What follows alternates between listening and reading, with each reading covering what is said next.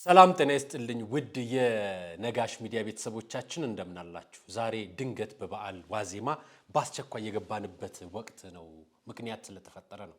በተለይ ምዕራቡ ዓለም እየተነፈሰ ያለው እጅግ በጣም አስገራሚ ብዙዎችን እያነጋገረ ያለው በተለይችን ሁለት ቀን ማህበራዊ ሚዲያዎችን እያነጋገረ ያለው የልዩ ፍጡራን ወይ ደግሞ አሊያንስ ተብሎ የሚጠሩት ዩፎዎችን በተመለከተ በጣም ብዙ ሚዲያዎች ማህበራዊ ሚዲያዎች መረጃውን እያጋሩት ይገኛሉ። ስለሱ እውነተኛውን መረጃውን ይዤላችሁ መጥቻለሁ። በተጨማሪ ደግሞ አርቲስቶች በመድፈር ራሳቸውን አክብረው በሚዲያ የተገለጡበት ቀን ሆኗል። ትላንትና የበዓል ዋዜማ ነው ማለት ነው። ስለዚህ በበዓሉ ቀን አርቲስቶች በመድፈራቸው በመሰከርነት በአደባባይ የተናገሩበትን ጉድ ይዤላችሁ መጥቻለሁ። እነሱንም በዝርዝር ጉዳዩን እናያለን። በዚህ ጉዳይ ላይ የአዲስ አበባ ፖሊስ ኮሚሽንም ሆነ ሌሎች የሚመለከታቸው የመንግስት አካላት በጉዳዩ ላይ ምን እንደሚሉ በቀጣይ አብረን የምናየው ይሆናል። ወደ ዋናው ጉዳዮች ይዤላችሁ ልግባ። በነገራችን ላይ ሰብስክራይብ አድርጋችኋል? ላይክ ኤንድ ሼር ኮሜንት ማድረጋችሁን እየረሳችሁ ነው። እኔ እያየሁ ያለሁት እሱን ነው። ሰብስክራይብ እንድታደርጉ ተጋብዛችኋለሁ። የመጀመሪያውን ቪዲዮን ይሄንን ተመልከቱት። እዚህ ጋር እንደሚታያችሁ ይሄ ቪዲዮ ማያሚ ውስጥ የተፈጠረ ቪዲዮ ነው። ማያሚ አንድ የገበያ ማዕከል ላይ ናቸው እነዚህ ዩፎዎች ታዩ በሚል ማህበራዊ ሚዲያ ላይ እየተስተጋቡ ያሉት።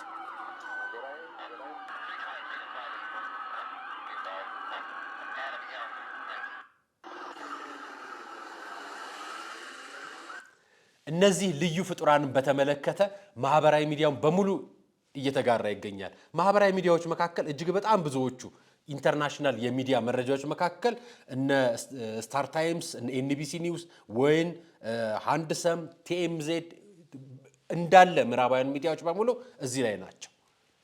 ዘኢንዲፔንደንት ኢንዲያ በሙሉ የሚያወሩት ይሄንን ጉዳይ ነው። ለምንድን ነው ይሄንን እያወሩት ያሉት ነው የምላችሁ? እያወሩት ያሉበት ምክንያት አለ። አሁን ምዕራቡ ዓለም እየፈለገ ያለው የመጨረሻውን ጥይት እየተኮሱ ይገኛሉ። የዘመን ፍጻሜ ወይ ደግሞ አሁን ዘመን ተፈጽሟል፣ እኛ ልንቆጣጠረው የማንችላቸው አዳዲስ ፍጡራን ወደ ምድር ላይ እየመጡ ነው የሚለውን ነገር ደጋግመው እየነገሩን ይገኛሉና እነዚህ አዳዲስና ልዩ ፍጡራን ከየት መጡ? መጀመሪያ በወራት በፊት በተለይ በቃለ ቀርን ሚዲያ ላይ እንደነገርኳችሁ ከየት አመጡት እነዚህ ነገሮች? ይህንን ጉዳይ ለመንገርና ለማወቅ ከፈለጋችሁ በተለይ አዲስ አበባና ዙሪያ የምትኖሩ ኢትዮጵያውያን 4 ኪሎ የሳይንስና ቴክኖሎጂ ማዕከል ተብሎ እየተጎበኘ ያለውና በጠቅላይ ሚኒስትር አብይ አህመድ ተሰርቶ የነበረው እንቁላል መሰል ቅርጽ ያለውና የተለያየ ዓለማት ላይ ስፔስ ላይ የሚወስዳችሁን ፕሮጀክት ከዚህ በፊት ነግሬያችሁ ነበር። ዛሬም እነግራችኋለሁ። ያ ፕሮጀክት ብሉ ቢም ይባላል። ብሉ ቢም ፕሮጀክት እዚህ ተቀምጣችሁ አውሮፓ እንድትሄዱ፣ እዚህ ተቀምጣችሁ ሌላ ነገር ውስጥ እንድትገቡ፣ እዚህ ተቀምጣችሁ ስፔስ ላይ እንድትንሳፈፉ የሚያደርግ በምስል የሚከስት ፕሮጀክት ነው። ይሄ ፕሮጀክት በ1994 ነው በምዕራባውያን ዘንድ የተፈጠረው። ፕሮጀክቱ በ1996 ፕሮጀክቱ በስራ ላይ መዋል ጀምሯል። እነዚህ ፕሮጀክቶች በስራ ላይ ከዋሉ በኋላ በዓለማችን ላይ በጣም ብዙ ክስተት ተከስቷል። እነዚህን ነው ማሳያችሁ። ሌላው ደግሞ ማያሚ ላይ በተደጋጋሚ ይሄኛውም የምታዩትን ቪዲዮ እየተከናወነ ነው።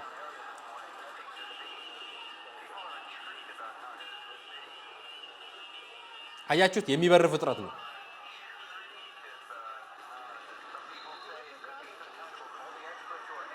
ስለ ሁለቱ በዝርዝር ልንገራችሁ። እንግዲህ ስለ ብሉ ቢም መነሻ ነግሬያችኋለሁ። እዚህ አዲስ አበባ 4 ኪሎ እንዳለ አሳይቻችኋለሁ።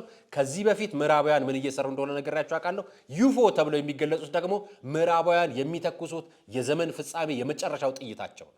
ይሄ የመጨረሻው ጥይታቸው ምድርን ልዩ ፍጡራን በዓለማችን ያሉ ልዩ ፍጡራን ሊሞሏት ነው፣ ሊወሩን ነው የሚል ስነልቦና ህዝቡ ላይ መረበሽ ነው ዋናው ስራቸው። እኛ ግን ይሄንን አናምነው።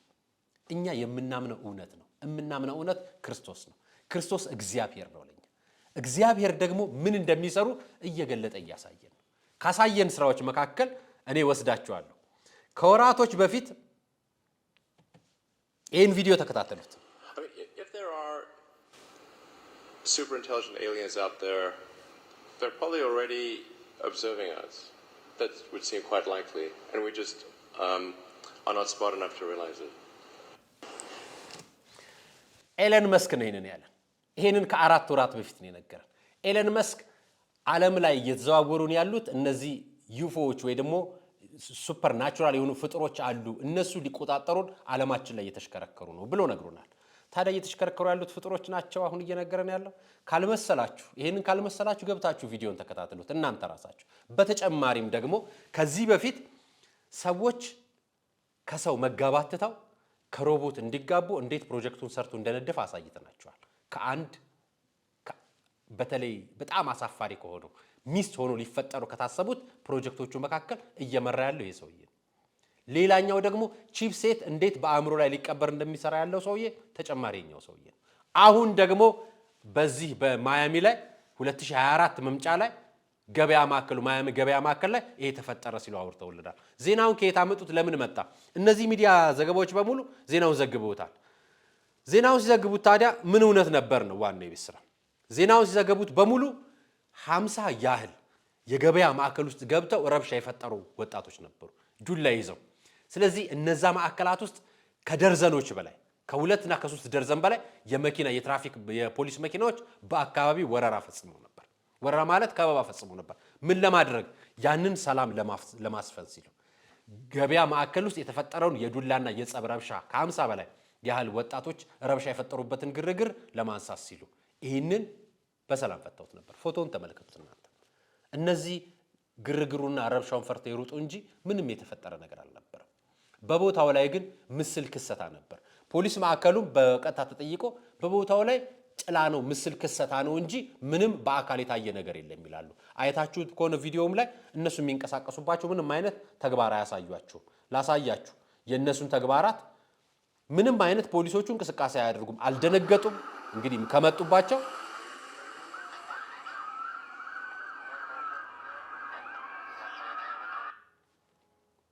እዩዋቸው።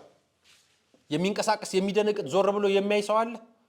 ከመኪና ወርዶ ድሩጥ ያለ አለ? ማንም የለም። አሊያንስ ብሎ የሚያሳያቸው ምን አደረጉ? ምንም።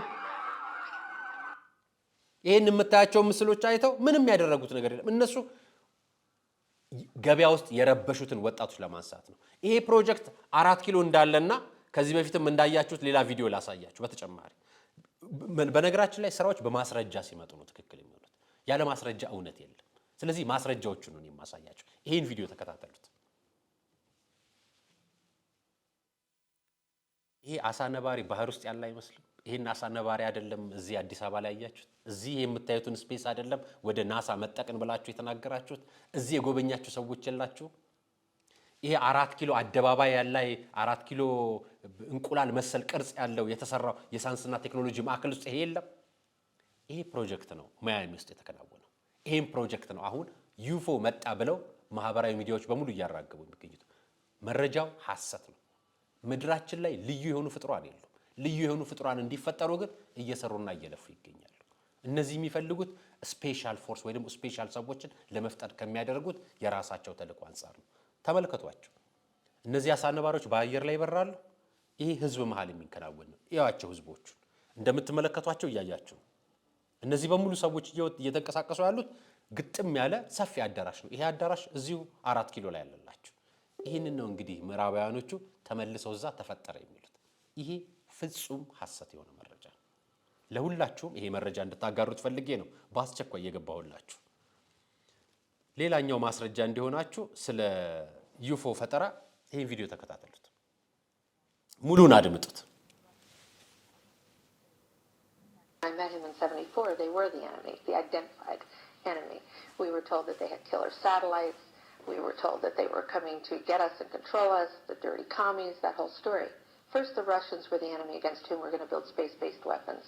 Then terrorists would be identified, and that was soon to follow. We heard a lot about terrorism. Then we were going to identify third world country crazies. We now call them nations of concern. But he said that would be the third enemy against whom we would be needing to build space-based weapons. And the next enemy was asteroids. Now, at this point, he kind of chuckled the first time he said it. Asteroids, against asteroids, we're going to build space-based weapons. So it was funny then. And the funniest one of all was against what he called aliens, extraterrestrials. That would be the final card.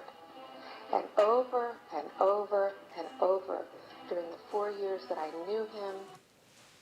The final card አለችው አይደለም? እቺ ሴት የሳይንስና ምርምር ማዕከሎችን በጣም በናሳ ውስጥም በተለያዩ ቦታ ስትሰራ የነበረች ሴት ነች። ያመጣውላችሁ ይችን ሴትዮ ቪዲዮ መረጃ ሳመጣላችሁ ታዲያ በጣም ብዙ ነገሮች ሰርታለች። ከሰራችባቸው ነገሮች መካከል ነው የሚታየው። ይሄ እውነት ነው፣ የሚታየውን እውነት ነው ማሳያችሁ። ተጨማሪ ሌላ ቪዲዮ ላሳያችሁ። ከራሳቸው ምስክርነት ነው ማመጣላችሁ፣ ሌላ ቦታ አይደለም ማመጣው። US officials are being pressed for more details about the unidentified objects that have been shot out of the sky. We don't yet know exactly what these 3 objects were. Continue to await with obviously a lot of urgency. Sightings were determined to be drones, with at least one sighting suspected. I thought they had a snowblower out here going. That's በአሜሪካ መንግስት ወይ ደግሞ በዓለም ሀያል መንግስት የሚደገፍ ፕሮጀክት ነው ይሄ ፕሮጀክት። ይሄን ፕሮጀክት እየመሩ ያሉት ራሳቸው ናቸው። እነሱ በሚመሩት ፕሮጀክት ነው አሁን እኛ እየተነጋገርና እየተናበድን ያለነው። ነገር ግን መረጃው የነሱ እንደሆነ የሚሰሩትም እነሱ እንደሆነ ካወቀን ይሄ ትልቁ መረጃ ነው። ይሄንን ማስረጃ ያዙ። ስለዚህ ማያሚ ላይ የተፈጠረ ዩፎ የሚባል ፍጥረት የለም። የተፈጠረውን ነገር በሙሉ እየሰሩ ያሉት በብሉ ቢም ፕሮጀክቶቻቸው መካከል ነው። ከነሱ መካከል እየሰሩ ያሉትን አንደኛውን እጅግ በጣም አሳፋሪውን በተለይ ከማሳያችሁ መካከል ይሄን ዜና ተመልከቱት። ዴሊ ሜል ላይ ይወጣል ኒውስ ነው። ይሄ ዜና የምትመለከቱት ዜና ዴሊ ሜል ላይ ላቲን አሜሪካ ውስጥ ኢየሱስ ክርስቶስን ከሰማይ ላይ እንዴት ስለው እንደሰሩት በላይት እንዴት እንደሰሩት ሃርፕ በሚባል ፕሮጀክቶቻቸውና ብሉምቢ በሚባሉ ፕሮጀክታቸው እንደሰሩት የሚያሳይ ፎቶ ነው። ይሄ ዜና ነው። ይሄን ዜናቸውን ስካይ ላይ ታይቷል ነው የሚሉት። ፈጣሪን ኢየሱስ ክርስቶስን ማሳየት ይችላል። መላእክታትን ያሳያቸዋል። ነገም ደግሞ በተለይ እንደዚህ ደሃ ሀገራት፣ ዝቅተኛ ሀገራት ለነዚህ መቆጣጠሪያ ኮንትሮል ማድረጊያ እያንዳንዱ ስራ ግን ሂዩማን ኮንትሮል ማድረጊያ ነው እየሰሩ ያሉት። ይሄን የሚሰሩበት ፕሮጀክቶቻቸው ናቸው። ታዲያ በገና ጊዜ ይሄንን አምጥተው እኛን ለማወናበድ እነሱን በ2024 ይሄን አምጥተው ማወናበድ የፈለጉበት ምክንያት ይሄ ብቻ ይመስላችኋል? ከዚህም ያለፈ ፕሮጀክት አላቸው። ዓለምን የሚቆጣጠሩበት የሃርፕ ፕሮጀክታቸው፣ የእያንዳንዱ ፕሮጀክታቸው፣ የብሉቢም ፕሮጀክቶቻቸው እንዲሁም እንደዚህ እየፈጠሩ በተለይ ልዩ ፍጡራን በሚለው አሊያንስ ብለው ዩፎ በሚፈጥሯቸው ፍጡራን መስራት የሚፈልጉት ነው። ላቲን አሜሪካዎችን ይሄንን ስላድ የጌታችን መድኃኒታችን ኢየሱስ ክርስቶስ የስቅለት ምስል አሳይተው በጣም ተቆጣጥረዋቸዋል። አሁን ላቲን አሜሪካዎች በሙሉ በምንድን ነው የተያዙት? በኤልጂቲቢኪው ተይዘዋል። ምዕራባውያን በሙሉ ይሄንን እንዲቆጣጠሯቸው አድርጓቸዋል። ይሄን የሰሩት በእንደዚህ አይነት ፕሮጀክቶቻቸው በየጊዜው እየሰሩ ነው እነሱ ጋር። አሁን በዓለም ላይ ደግሞ ማያሚ ላይ ይሄንን መስራት ፈልገዋል። ስለዚህ እኛ ይሄንን ቀድመን ካወቀን በተለይ የነጋሽ ሚዲያ ተከታታዮች ለሌሎቹ ሼር በማድረግ በማጋራት መረጃውን አድርሱልን። በዋናነት የምንፈልገው ሐሰት ነው። ክርስቲያን ይሄንን አይቶ አይወናበድም። ምክንያቱም እግዚአብሔር የሚገለጥበት ጊዜ ቅርብ ነው። ቅርብም ስለሆነ እኛ ጸንተን እንድንቆይ ይፈልጋል። ማቴዎስ ወንጌል ምዕራፍ 13 ቁጥር እንደምታነቡት ጸንቶ የሚቆይ ከኔ ጋር የሚቆይ ሁሉ ጊዜ የመንግስት ወራሽ ይሆናል ይላል። ስለዚህ እኛ የመንግስት ወራሽ ለመሆን ያብቃል።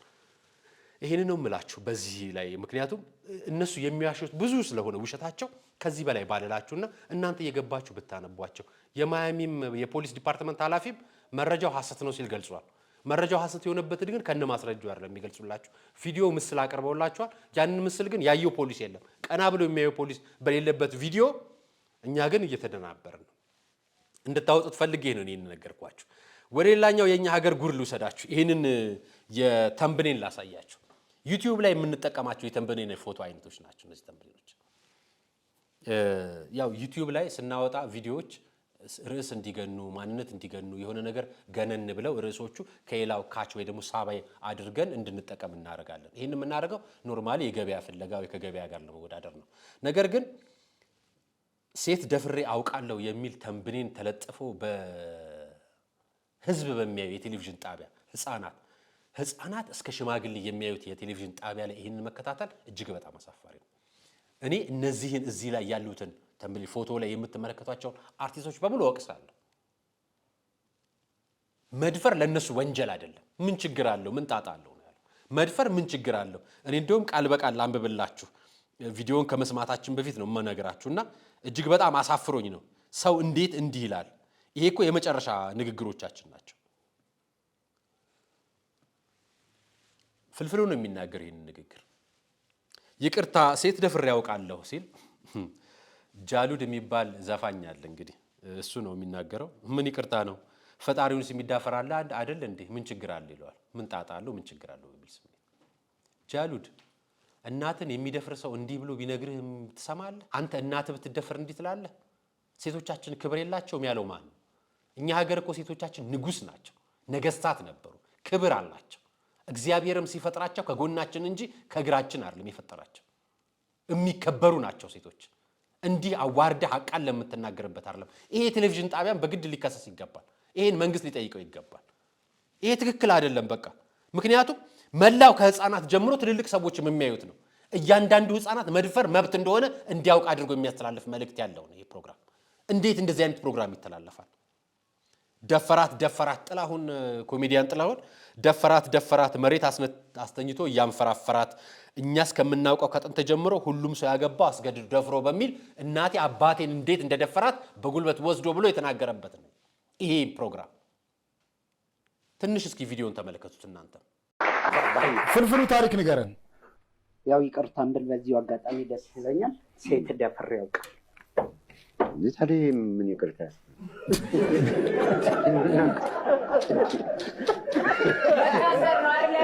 ስንቱ ፈጣሪውን ሁሉ የሚዳፈራል። ከፈጣሪው ጋር ሁሉ እንትን የሚላላል። ምን እንጃ። ጥሩ ነገር ነው ያለው እኮ ትልልቅ ጉዳዮችም አሉ። ይሄንን ብዙ እንትን አትበልበት ነው የሚል ግን ምን ማለት ነው? ሴት ደፍሬ ይብራራል። ምን ማለት ነው? ምናልባት እኔ አፌን አውጥቼ ስለተናገርኩ እንጂ ብዙዎቻችን የምናደርገው ነገር ያ ሴት መድፈር። እኔ እንደውም አንድ ነገር ልበል።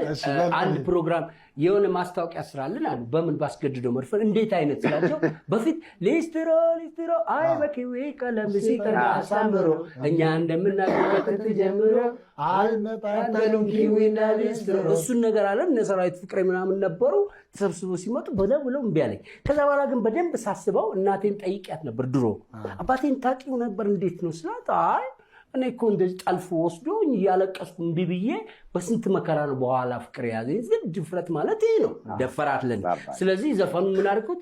ደፈራት መሬት አስተኝቶ እያንፈራፈራ እኛ እንደምናውቀው ከጥንት ጀምሮ ሁሉም ሰው ያገባው አስገድዶ ደፍሮ ሲል ሰራዊት ተነሱ እንወጣለን ብሎ አባረሩ። እና ይሄ መድፈሩን ብዙ ጊዜ እንዴት አይሰል አሁን በተማራ አስተሳሰብ ጥሩ አይደለም። ድሮ ግን እገታ፣ ጠለፋ ምናምን የሚባለው በሙሉ በዚህ ዘዴ ነው። አንተን ግን ማልቀበልህ ምንድነው መሰለ ድሮና እንዴ አንተ አይሱን የድሮን ነገር ሲያወራኝ እኮ እና ይሄ መድፈር ኖርማል ነው ለእናንተ። ጥላሁን መድፈር አንተ አባት ያደረገው ተግባር ነው። ስለዚህ ይሄ በሚዲያ የሚሰበክ ነው፣ ወጣቶችና ህፃናት የሚማሩበት ነው። ይሄ ነው አስነዋሪው ተግባር። ይሄ ነው ኢትዮጵያዊነት ምግባር ያልሆነው። ይሄ ነው ቴሌቪዥኖቻችንና ማህበራዊ ሚዲያዎቻችን መቃወም ያለባቸው። እኛም ቆመን የምንቃወመው ክርስቲያናዊ ማንነት ባለን ሴት እንዲህ አይነት ነገር ነው የምንቃወመው። ድርሹ ዳና ሴት ሆነሽ ነው እዚህ ጋር የተቀመጥሽው? ሴት ሆነሽ ነው እዚህ ጋር ከነሱ ጋር በክብር የተቀመጥሽው? ምንም ማለት አይደለም ብለሽ የተናገርሽው ለነዚህ ነው? እውነት እናንተ ናችሁ አርቲስቶች የምናከብራችሁ? እናንተ ናችሁ ክብር ያላችሁ? አታፍሩም እንዴ? እንዴት ሴት መድፈር ክብር ሆኖ ይገለጻል? እንዴት ሁሉም አድርጎታል ተብሎ የሚገለጽ ነው? ሚስቱን አክብሮ በትህትናና በምግባር የሚኖር ክርስቲያን እኮ በሞላበት ሀገር ነው። እስላም እኮ በሞላበት ሀገር ነው ይሄንን የምትናገሩ። እንዴት ይሄንን ልጆች የሚያዩትን ቪዲዮ እናንተ እኮ የምትለቁት የበዓል ፕሮግራም ነው። የበዓል ፕሮግራም ማለት ደግሞ ህፃናት ከቤተሰብ ጋር ተሰብስበው በአንድነት ቤተሰብ ውስጥ የሚከታተለው ፕሮግራም ነው። ይሄን ፕሮግራም እኮ ነው በአደባባይ እየለቀቃችሁት። አታፍሩም ወይ? አንተ ፍልፍሉ ደፍረህ የምታቅ ብትሆን እንኳን እጅህን ሄደ ለፖሊስ ብትሰጥ አይቻልም? ሂድና እጅህን ለፖሊስ ስጥ። ምክንያቱም መድፈሩን ምስክርነት በአደባባይ እየሰጠ ሰው ነው ሄዶ ይስጥ። ንስሐ አይደለም እዚህ እየገባ ያለው ለኛ። የደፈሩትንም ያውቃቸዋል፣ ሁላችሁም ደፍራቸዋል ብለዋል። እዚህ የደፈራቸውን ሰዎች ሄዶ ይናገር፣ ይመስክርልባቸው። ምክንያቱም ሴቶቻችን እንዲደፈሩ አንፈልግም። ክብር አላቸው ለኛ። በክርስትና ቤት ክብር አላቸው፣ በእምነት ቦታ ክብር አላቸው፣ ቤትም ቦታ ስርዓት አላቸው። ከዚህ በፊት ነግሬያቸው አውቃለሁ። በተለይ ፌሚኒስት የሚያቀነቅኑ ሴቶች ወንዶች መድፈርን እንደነዚህ አይነት ሰዎች ነው መቃወም ያለባችሁ እንጂ ሌላ አይደለም። እናንተ ፌሚኒስትነትን ወንድን ወደ መጥላት ነው እየወሰዳችሁ ያላችሁት። ይሄንን ሰው ተቃወሙት። እንዲህ አይነት አርቲስቶችን ተቃወሙ። እንዲህ አይነት ሚዲያን ተቃወሙ። ይሄ ነው ስህተቱ። ፌሚኒስትነት ኋላ ዞሮ ወንድን ጠልቶ ራስን በራስ የማርካት መጥፎ ስነ ምግባር ውስጥ የሚወስድ ነው። እሱን ደግሞ ሌላ ጊዜ ፕሮግራም ይዤላችሁ እመጣለሁ።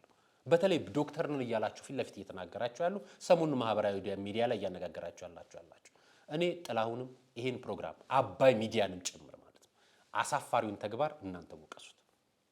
እኔ አሳፋሪያችሁ ተግባር ለትውልድ ያስተማራችሁት በጣም ጸያፍ ምግባር ነው። ከዩቲዩብም ላይ ከቴሌቪዥናችሁም ላይ አውርዱት።